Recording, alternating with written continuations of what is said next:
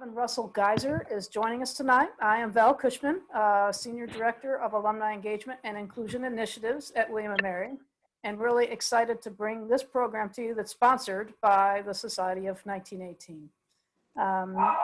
Robin is a class of 68, and author of 2 books, Open for Lunch that she published in 2018, and Musical Morphine that she published in 2016, and Wink Wink, Robin may be coming to us with a 3rd publication in the not too distant future. So I thank you for all the classmates who have joined us today as well. And I am going to turn it over to Robin to launch our program for tonight. Again, thank you, Robin.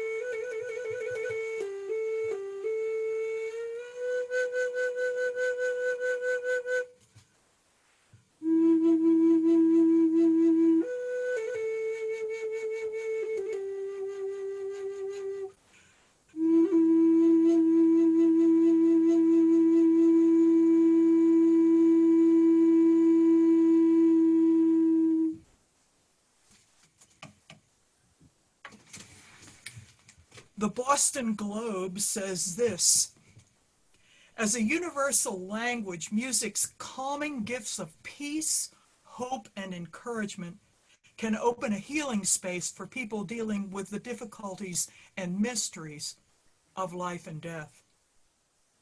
The Harvard Men's Health Watch says this: music is a fundamental attribute of the human species. In tune or not, we humans sing and hum. In time or not, we clap and sway. In step or not, we dance and bounce. The human brain and nervous system are hardwired to distinguish music from noise and to respond to rhythm and repetition, tones and tunes. And then the Harvard Women's Health Watch says this: even if you can't carry a tune or play an instrument, you can probably reel off a list of songs that evoke happy memories and raise your spirits. And lastly, Sarah Gardner, in her book, I'd Rather Be Singing, as the fabric of breath, vibration, and emotion, the voice can affect the body and the mind more efficiently than any other form of sound. As the sound is made, it relaxes the mind, harmonizes perception, and thus tensions find release. Even one long note or one syllable is enough to bring out the freedom effect.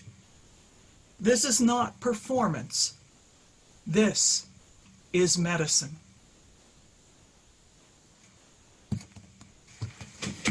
I'm Robin Russell Geiser, a certified music practitioner. After retiring from a job in education and other lots of things, my father was dying. I took my guitar and played and sang for him in the hospital. His response was so profound. There was something there.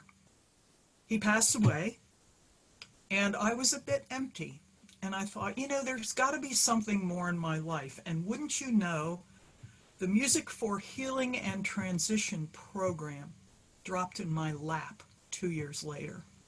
I was accepted into the program, and 2.5 years later became a certified music practitioner. A 6-month internship in a hospice, and I was hired 3 months before I even graduated, in a regional hospital with 88 beds of every kind of need that you can imagine.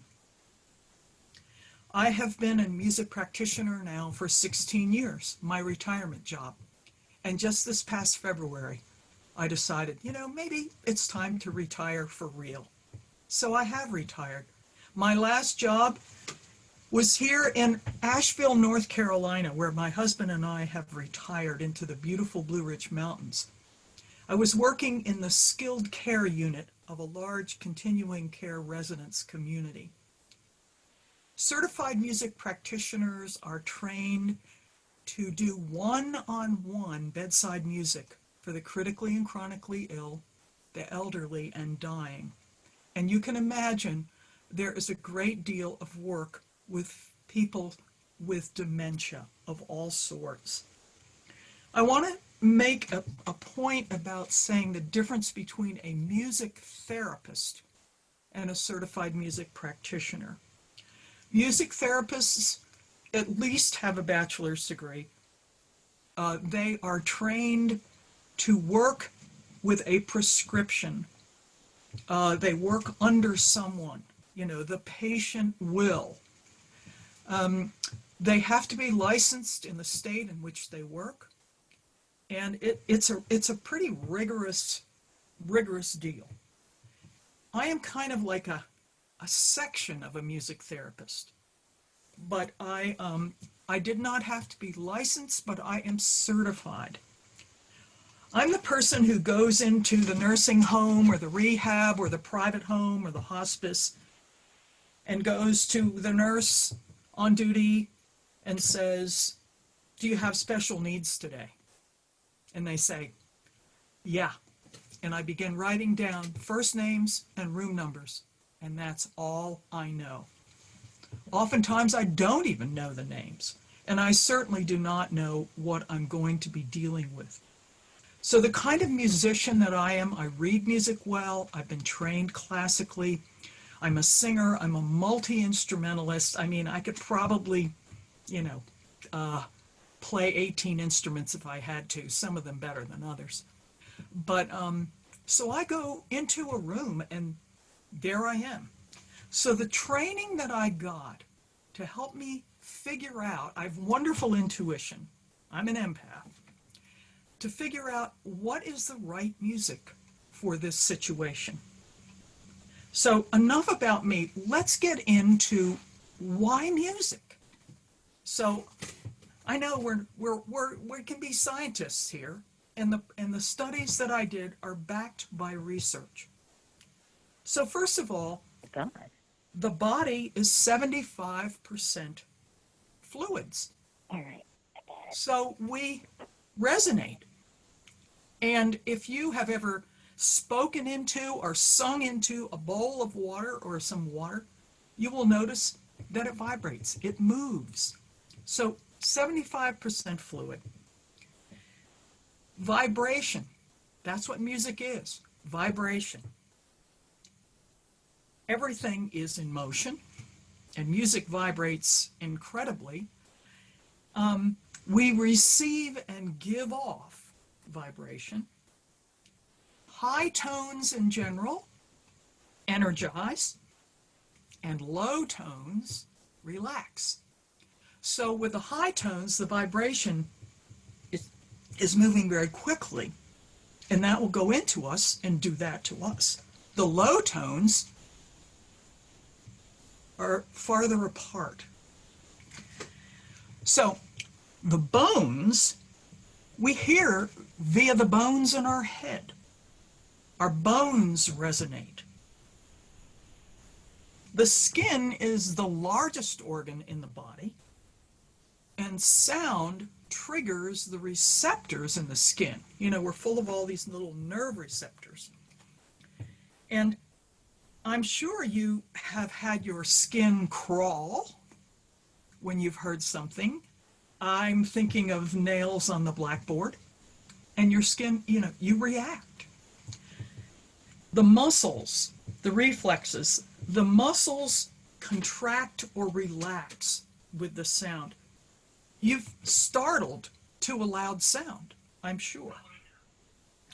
The nerves in the skin and also throughout the body detect sound and they feel the sensation. The vagus nerve is right here behind the ears, and I think it's no accident that it's right back here, near where we hear. But the vagus nerve is the largest nerve in the body, in the nerve system. It is the only nerve that has branches to every single organ in the body. So here's the vagus nerve right up here, just ready to vibrate like crazy and be affected by hearing. And the organs, you know, because the organs are very fluid, everything is affected. And of course, the vagus nerve is taking the nervous thing to the organs. So Val, if you'd put up the first screen share, and here's what I'd like to do. Right now, think of an area in your body. I'm sorry, don't show it yet. Oh, it was going to be the great reveal. I'm sorry. Okay, sorry. Think of an area in your body where perhaps in your lifetime or even lately, you have been unwell. Now, I know some people have migraines, regular migraines. I know for my lifetime, my area has centered around the pelvic apron, you know, low back, female stuff, all of that. So I'm thinking that area. Other people have heart trouble. So think about your own area of, I don't want to call it disease, trouble. Yeah. And I want you to think of an instrument that you really like. You know, is it a violin or, you know, a cello, a piano? All right, you got it? You got your area and your instrument? All right, now Val, let's do the great reveal.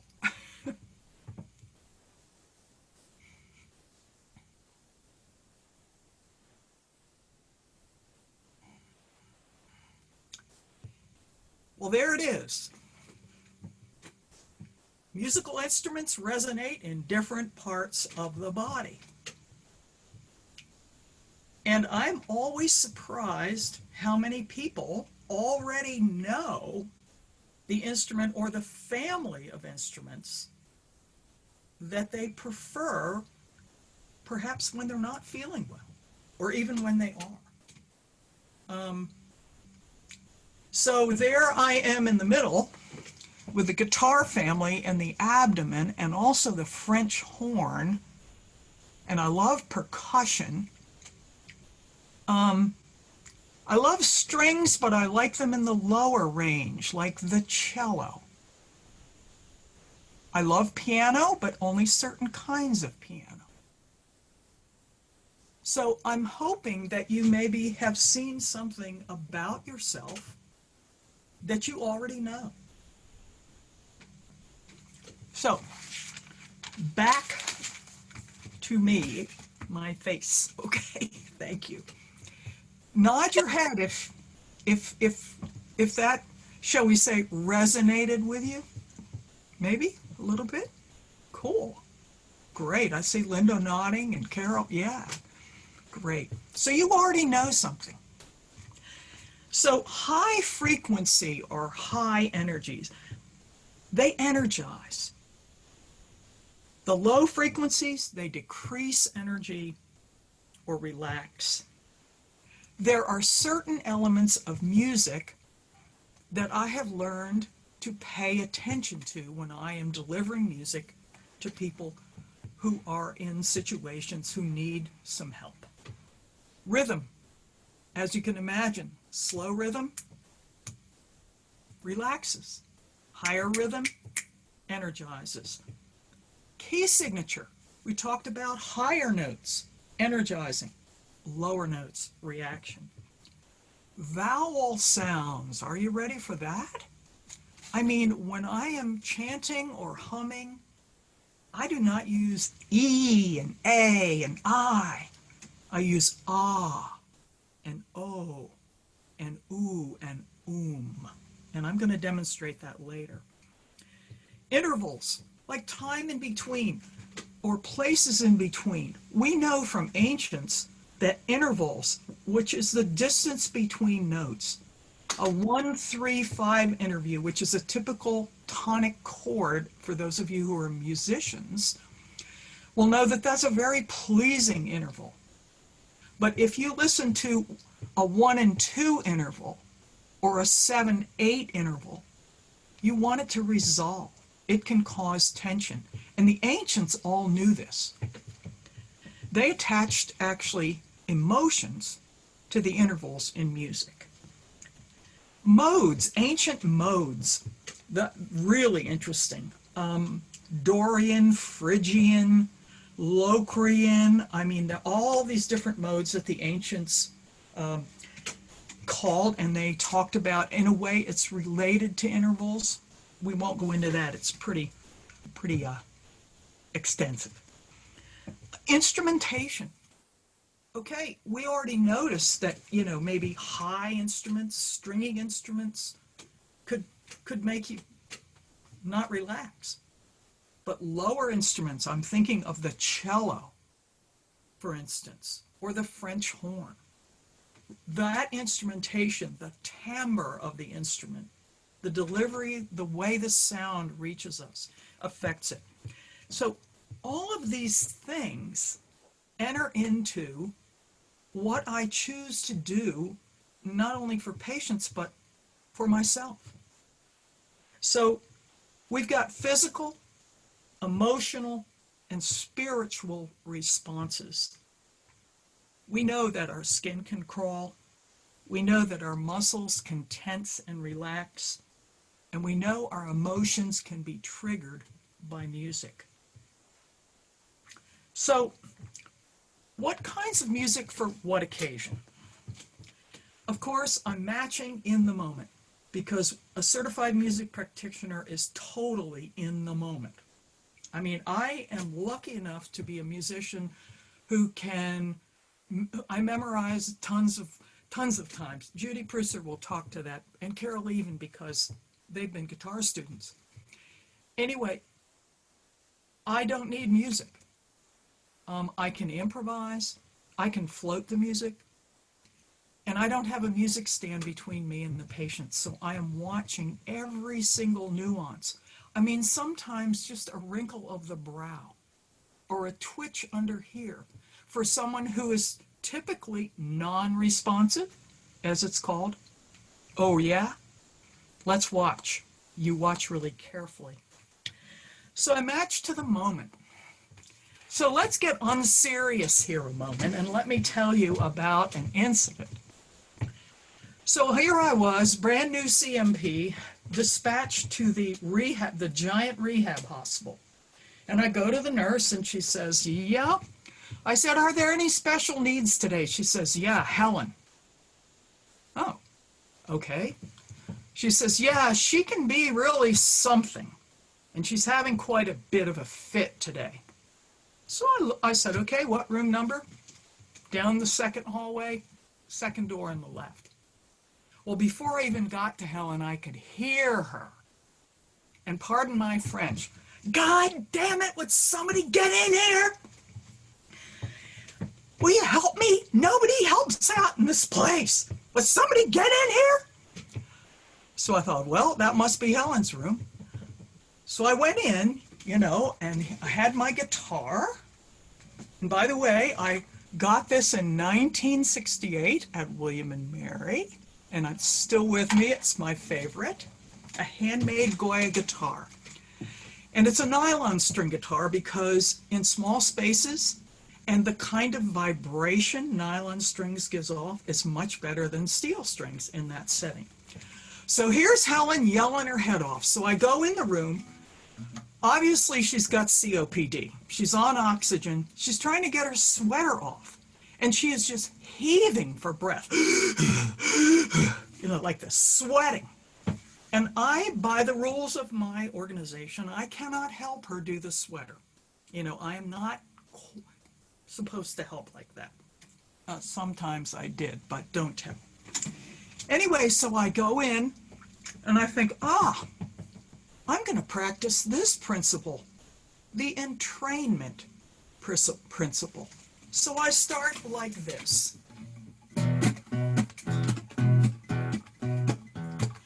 Rock my soul in the bosom of Abraham. Rock my soul in the bosom of Abraham. Rock my soul in the bosom of Abraham. Oh, rock my soul. So over about 8 to 10 minutes, I start slowing down. So high, you can't get over it. So low, you can't get under it. So wide, you can't get round it. Oh, rock of my soul.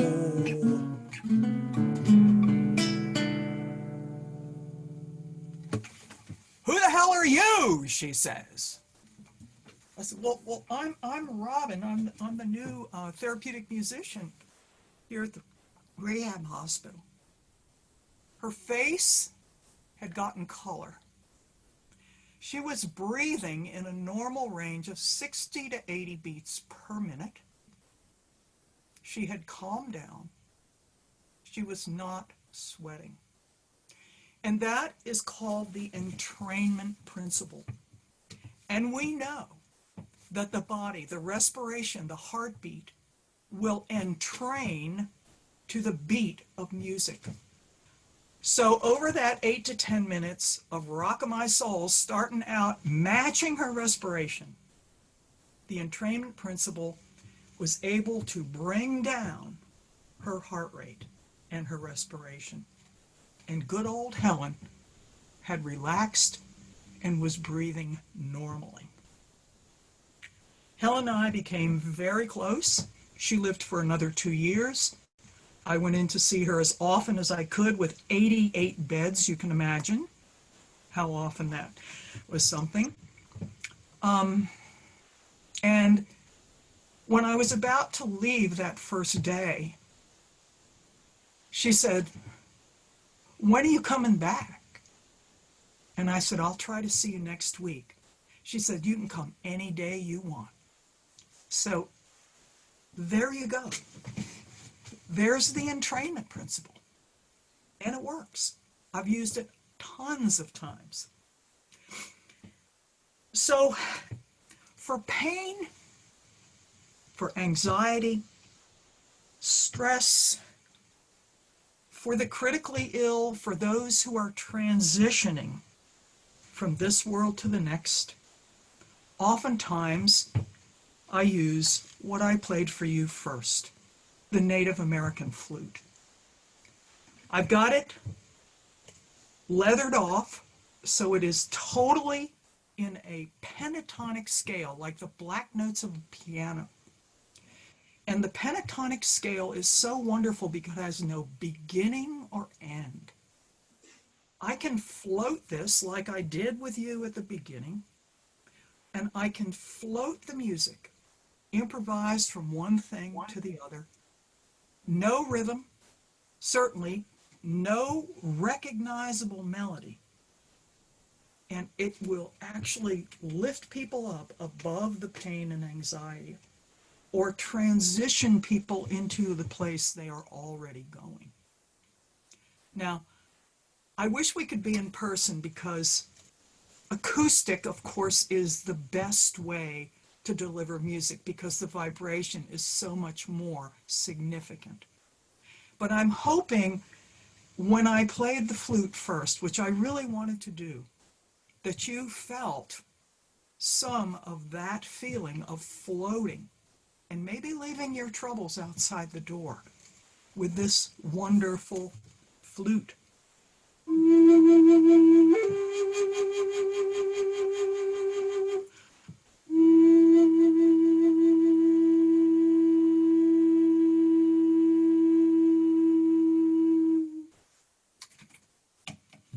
I love that flute. I've used it so many times.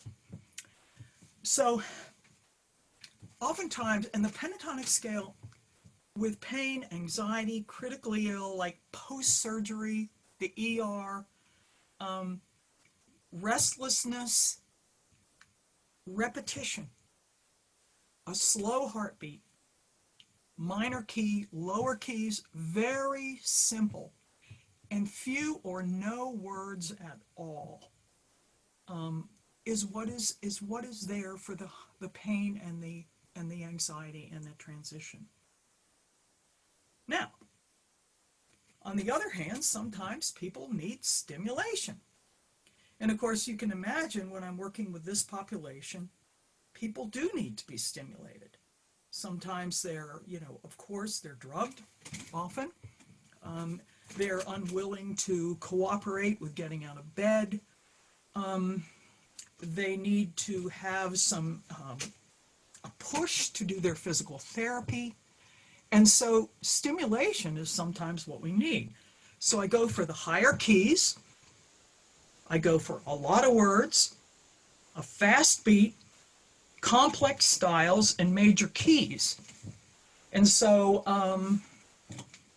believe it or not, a harmonica. Just an aside, you wouldn't believe, I'll go into these rooms, and one of the rehabs just up the road here has 4 men to a room, which is just crazy, because then I have to factor in, I have to factor in, does this one want music and this one want music? And I mean, everybody might not want what I'm going to do.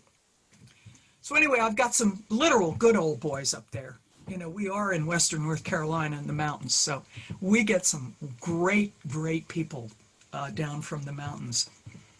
And so, here I go in this squeaky clean, with my guitar, but in my pocket is my harmonica. And those boys are looking at me like, who the heck is this? I pull that harmonica out.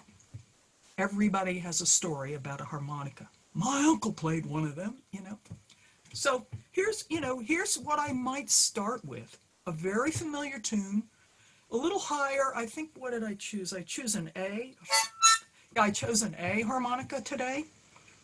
And I'll start playing something really familiar with a snappy beat. So here we go.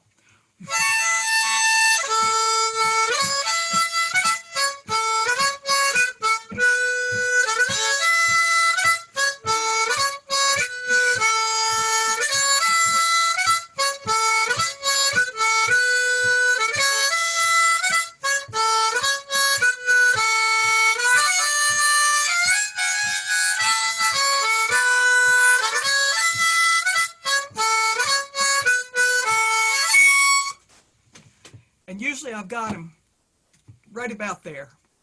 So that wasn't too high. I could do.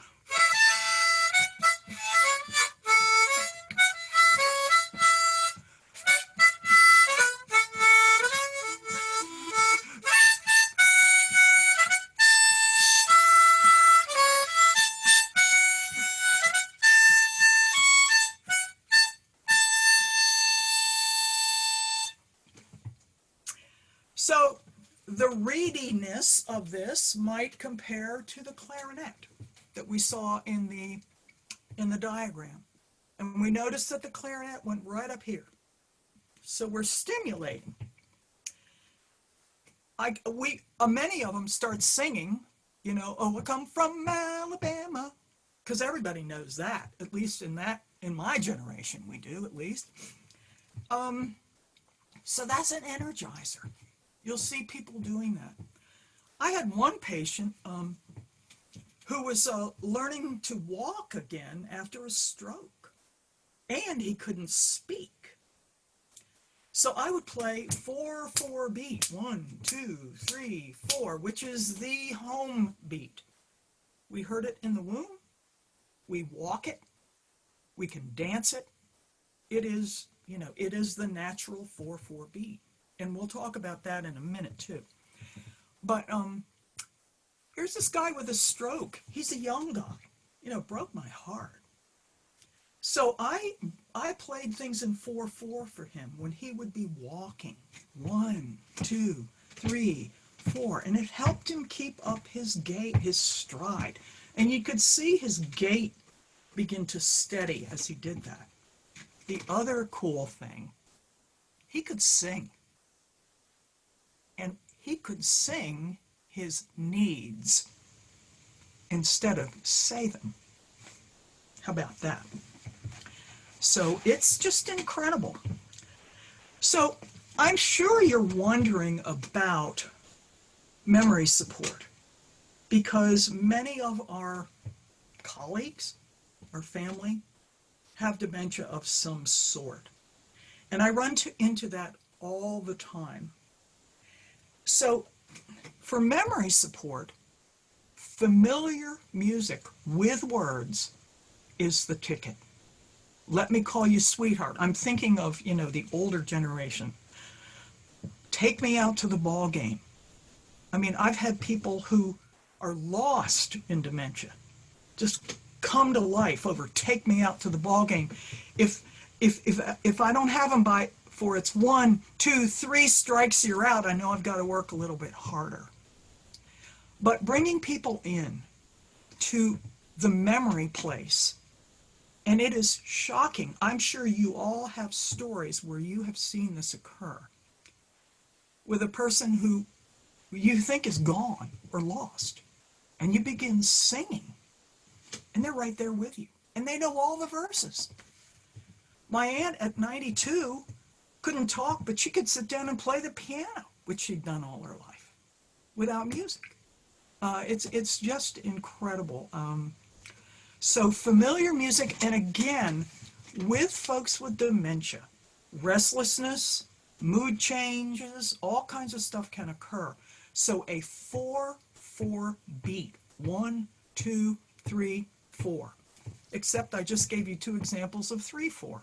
Take me out to the ball game and let me call you sweetheart. But that will work too because it has a strong first beat. But something familiar is really important. And when you're doing it, pay attention because oftentimes folks with dementia can become agitated or the music can go too deeply into any patient. Like, I come to the garden alone while the dew is still on the roses. That good old hymn from years ago. And I get more stories about that. It doesn't care, you don't care what religion that person is. It was almost like a popular song way back when. And the memories that come from that one, but I have to be careful because it can go too far. So, let's see where I am. Okay. So we talked about arrhythmic music, improvisation, high anxiety, pain, dying, and transitioning. Oftentimes, New Age music will work for that, even though it is electronic.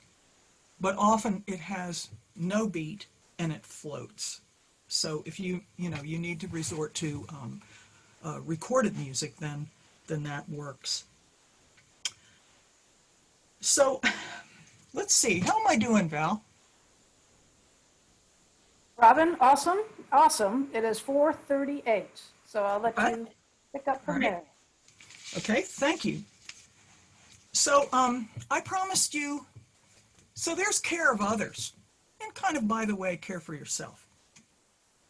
Let's move on to care for yourself. Val, could you put up the listen screen share? So, boy, do we ever need care right now. I mean, we've got so much going on, as I don't have to tell you that. And so, if I can give you some tricks and ideas for yourself for self-care, I will be the happiest person alive. So first of all, you listen, live or recorded, or you can do it yourself. So to rest, relax, release, and repair, we want a slow, steady beat. So choose something slow. Heartbeat rhythm of 60 to 80 beat per seconds, or per minute. You can look on your watch. Something melodious, something low-pitched. Acoustic instruments, few or no words, like Irish airs, largo and andante movements of symphonies, Gregorian chant, Native American flute. Carlos Nakai is the master of that. Drum music, like Native American drum music. Religious hymns, gospels, Enya. I worked with autistic children for a year. And Enya was the music I had playing when they came in the room. And New Age. Now, this music can negate the idea of a regular beat and a real melody, but it may be another way to achieve a relaxed state, since a listener can feel suspended in time and space. And I'm referring to New Age music. So there's your rest, relax, release, repair. Now let's move to rev up and energize, wake up and move. And boy, I tell you, some days I knew that.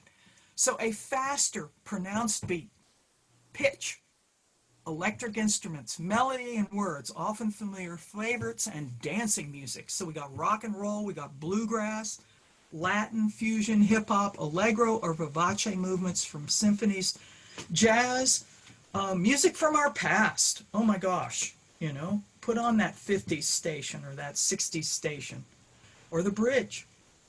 So yeah, how and where? CDs, of course, MP3, radio, iPod, Pandora, Spotify, iTunes, Sirius Radio, concerts, church, festival, drum circle, musicals, clubs, band competition, movies, sing-alongs, in the car, walking and working. And of course, everybody's hooked to earbuds. And you know, that's maybe a good way to do it. So rev up, energize, wake up, move. Val, could you move the screen up a little bit? Okay. So here are 3 things that you can do. Now, this is maybe where you're going to say, this woman is a nutcase, but we're going to give it a try anyway. So do it yourself. Humming, the inner massage. Increases energy and stamina. Improves clarity of mind and focus. It balances brain waves for calmness, relaxation, and oh my gosh, improved sleep. Improved balance and coordination. And listen to this one, with the release of nitrous oxide, which relieves sinus and inner ear pressure. And I want to tell you, it really does. So 10 minutes anywhere. I've done it in planes. I've done it in the car. Nobody can hear it. Driving, shopping, walking, tending others, showering, dressing, on the plane, the bus, the train. And I also derive benefit if I don't hum for the full 10 minutes. That's a lot. So let's talk about how to hum. You can try it. A slack jaw. Lips together lightly so they have a buzzy feeling. And then here's another trick. Tip of the tongue to the roof of the mouth and lower tones. Let's give it a try.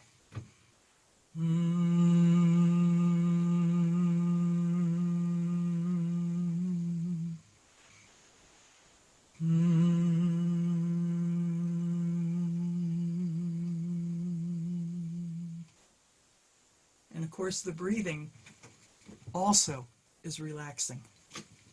So then toning, elongated vowels. It improves your ability to listen.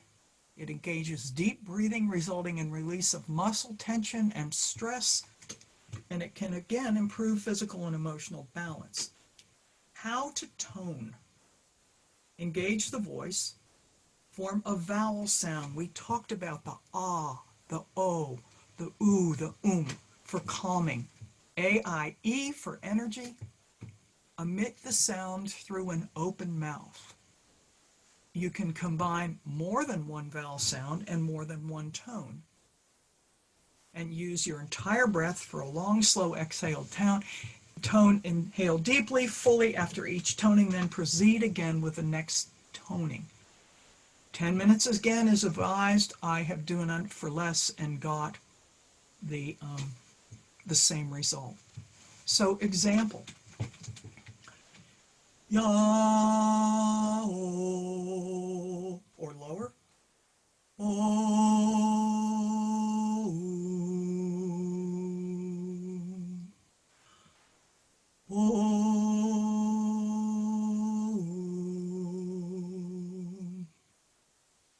that is using 2 tones and 2 vowel sounds. You can just do, as we learned from that first reading, one long sound. Ah,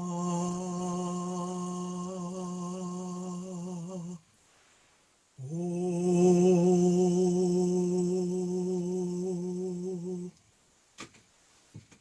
And then down to chanting. I call them your own secret sounds. The combined benefits of humming and toning. It's actually a personal delight for me. I add more consonants and more tones. I kind of create my own language and my own sounds as I move, skip, slide around the alphabet and the scale. In fact, if you want some examples of this, there are wonderful recorded ancient and modern chants which you can listen or emulate, and I enjoy making up my own, and I think I want you to know there are no mistakes. So I would like to end this portion of the program with chanting. My mother was dying. I was with her. I had done favorite music while she was able to hear it. I had played the harp, which she loved. And at this point in her transition, chanting was the right thing. She was restless. And so I did something also that was against the rules, but it was my mother, that a hospice nurse had shown me. And so with one hand, I held one of her hands, and with the other hand, I placed it over her heart. So maximum vibration. And I began to chant. And I chanted her out of this world into the next.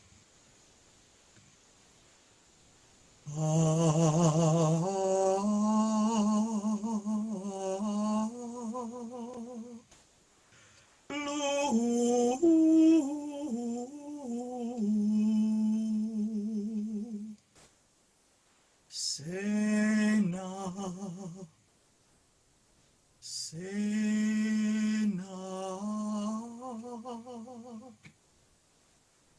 oh,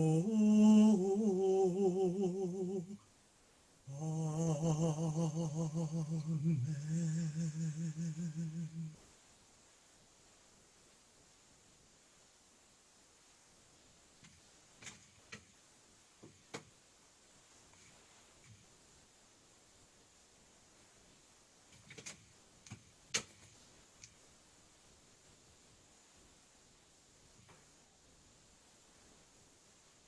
Wow, Robin. Thank you. Thank you. I was switching to gallery view so I could take in the calmness that was coming over everyone's faces, particularly as you were chanting. So really appreciate all that you've shared with us, and would like now to give just a moment to give folks to drop any questions you may have, or feel free. We have about 90 people engaged, but if you'd like to give a try to unmute yourself and ask a question, feel free to do that as well, or drop a question in the chat. I do, So, Val. Robin? Yeah, Chloe, go ahead. I did my hand raising thing there, but I also sent a question. Robin, what about whistling? I come from a long line of whistlers, and it makes me happy to whistle because it reminds me of my father. And when I'm in stores, I find myself whistling to the music, and strangers will come up to me and tell me how much they enjoy it. What are your thoughts about whistling? I love your comment, Clarissa. I am a whistler as well. And I whistle all the time. Yeah, I do too. I whistle when I walk. I even sing when I walk. And whistling, it tends to be pretty much on the high side, and I would put it in the category up there with the reedy instruments, the clarinet. So it is, I would call it a stimulation. Okay. However, I have heard some beautiful whistlers who can whistle very low, and they get a beautiful vibrato. So absolutely, whistling. Have you used it with your patients? Yeah, well, let me think. Probably. I've had thousands of patients over 16 years, so who knows? I mean, I'll do anything to help.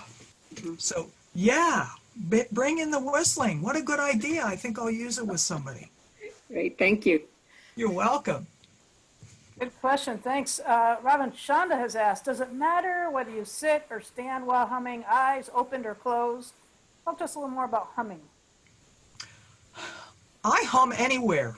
I sit, I stand, I lie in bed some nights if I can't get to sleep.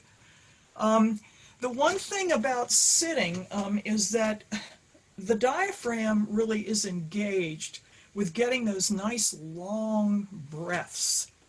And so if you can, sit out straight but still relax, I think any position is fine. I mean, I've done it on airplanes. Nobody can hear you. I do it in the car when we're driving places. My husband can't hear me. Now, I'll tell you what, he does hear my whistling, and he has kind of said, do you mind? Because I whistle with everything. So I've been a little more conscious of that in the house. But yeah, I think for the humming, any place, in a restaurant. They need it in restaurants these days. Oh my gosh, the music they play. Do you know what that does to digestion, by the way? Maybe you already know. There's even a study that says people who eat in restaurants with wild and crazy music eat faster, and there is tending to be more obesity. So I'm not afraid to ask about changing the soundscape where I am in a nice way. And it's interesting if you talk to the manager and explain why and what, all of a sudden the light goes on. So thanks Wow. for that good question about humming. I have another good question for you from Alaska. This one's coming from Anchorage. You said at one point you can go too far with some music. How do you know if that's happened, and what are the next steps if it does? Wow, what a great question, because that is a toughie. I think facial expression, I have noticed also like clenching, restless feet, a creasing of the face or the brow. Of course, weeping is a tough one because weeping is helpful and oftentimes needed, but too much of it can, upset is upsetting. It goes too far. So that is a really tough question, and I think paying attention is the biggie for that. But watching for those signs, restlessness, or sometimes a patient will just ask you to stop. And of course, that is a wonderful thing that they feel comfortable to say that. So, excellent question. I hope I answered that okay. I think so. And let's do one more question before we go to the breakouts. Zach has asked, do you have experience with non-Western music and tonality? I do.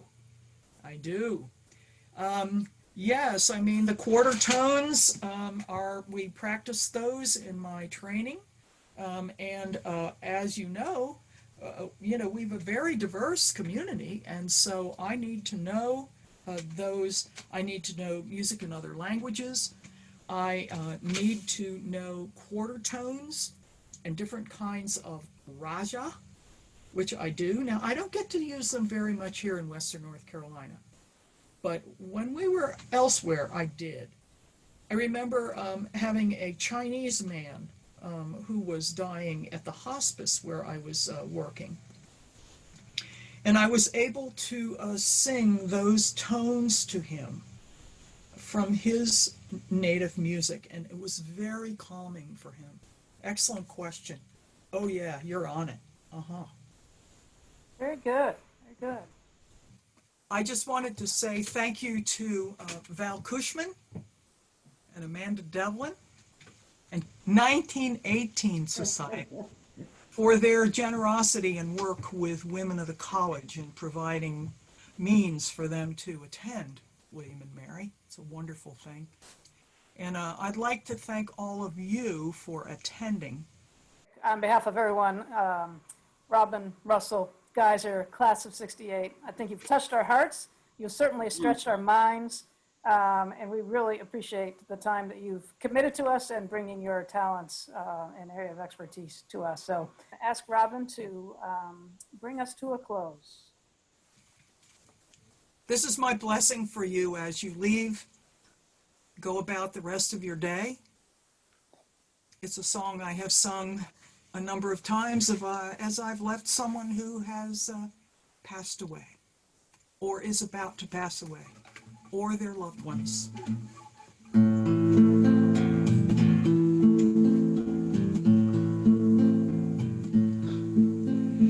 Peace in your breath, peace in your heartbeat, peace in your kind hands, peace in your rooted feet.